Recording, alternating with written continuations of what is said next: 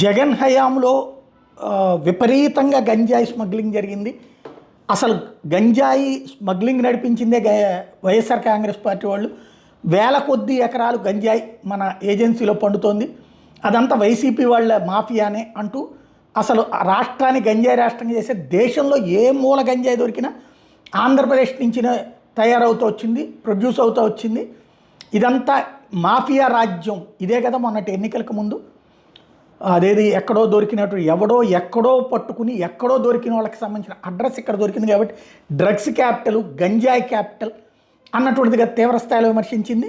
ఇక్కడ విపరీతంగా ఉందని ఇప్పుడు తాజాగా సంచలనాత్మకమైన ప్రకటన డీజీపీ ద్వారకా తిరుమలరావు గారు చెప్తుంది.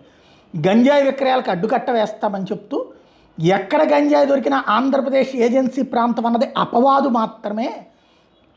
ఆంధ్రప్రదేశ్ వ్యాప్తంగా 100 ఎకరాలు మాత్రమే